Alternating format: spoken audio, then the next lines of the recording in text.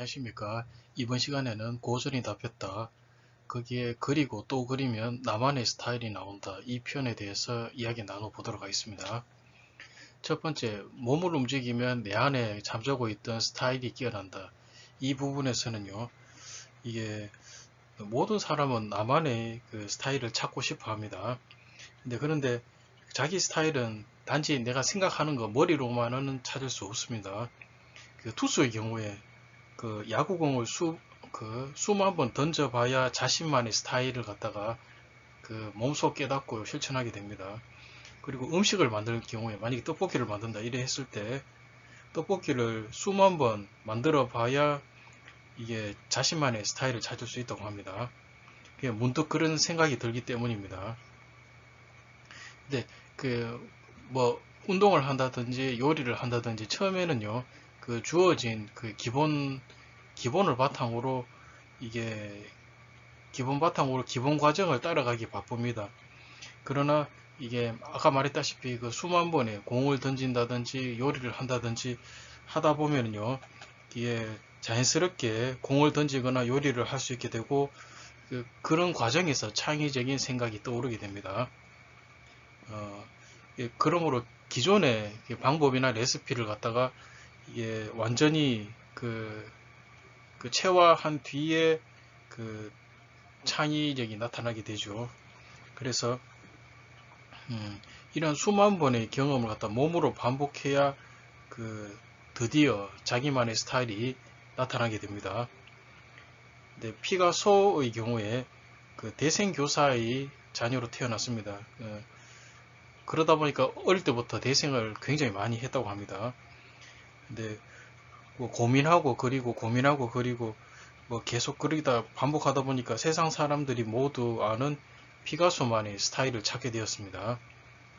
근데 고명한 작가 그 아침 긍정 학원도 그렇다고 하는데 처음에는 그냥 긍정 학원을 갖다가 반복하기만 합니다. 반복하다 외치고 그 SNS에 올리다 보니까 매일매일 그렇게 자기만의 이렇게 연설을 하다 보니까 자신만의 스타일이 생기고요. 덕분에 수만 명 구독자가 생기고 덩달아서 부수적으로 유튜브에서 수익 창출까지 하게 되었습니다. 이게 모든 세상 만사가 그렇겠지만은 그 생각만으로는 절대로 도달할 수 없는 영역이 있습니다. 이게 그 영역에 문득의 힘으로 그 문득 그냥 계속 하는 거 그것만으로 갈 수 있다는 그 사실을 깨달아야 할 것입니다. 첫 번째 이야기 끝났고요. 두 번째, 앞으로 펼쳐질 시대에 가장 필요한 것이 바로 대체 불가한 나만의 스타일이다. 일본하고 유사하지만 그게 그 심화적인 내용으로 하는 내용입니다. 예, 그 우리는 근데 그 교육 과정에서 그 최소한의 생명을 유지할 수 있도록 기본 교육을 받게 되어 있습니다.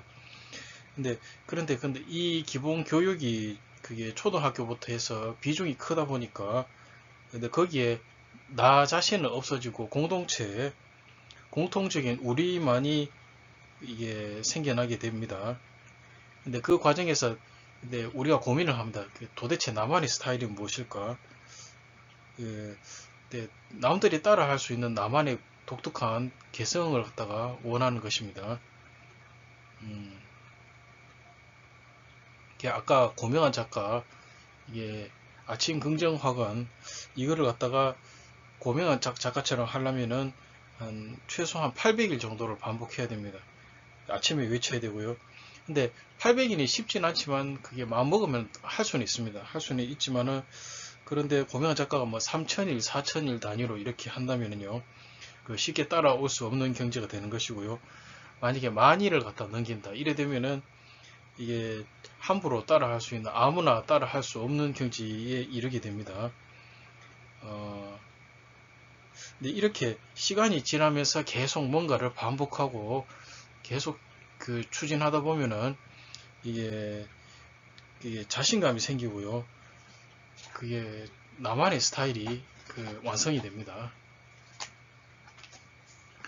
그리고 세 번째, 나만의 스타일을 가장 빨리 얻으려면 압축된 내공인 고전을 통해 수천 년의 반복을 쌓아놓고 시작하면 됩니다. 근데 피카소도 말했다시피 피카소는 15세에 벨라스케스처럼 그림을 그렸습니다.